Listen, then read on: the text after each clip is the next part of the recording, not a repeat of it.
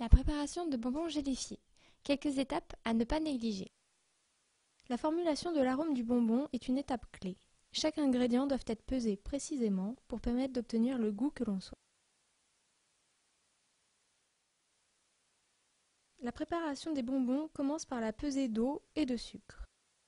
Les cristaux de sucre sont constitués de molécules de saccharose, parfaitement ordonnées. L'étape de chauffage est très importante. Elle permet de désordonner les molécules de saccharose et d'augmenter sa concentration par évaporation des molécules d'eau. Il faut faire attention à la température, car sinon, si l'on chauffe trop, on risque d'obtenir du caramel.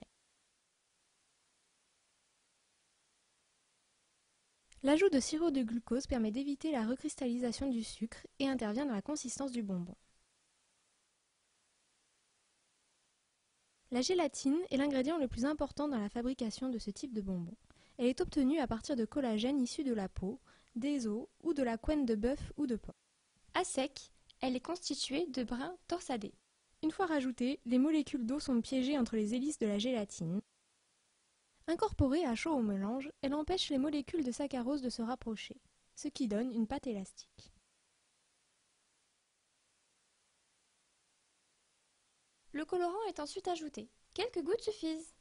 L'extrait de curcuma est utilisé pour la coloration jaune et le carmin de cochenille pour le rouge, ainsi que le caramel pour la coloration brune.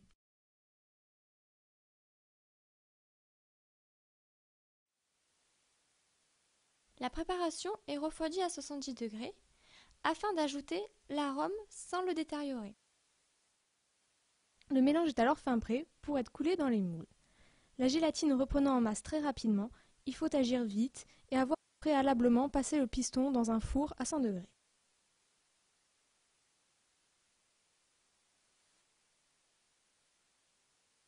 Une fois refroidis, les bonbons sont lustrés à la cire de carnauba. C'est une cire provenant d'une plante tropicale qui permet de faire briller les bonbons et d'éviter qu'ils collent entre eux.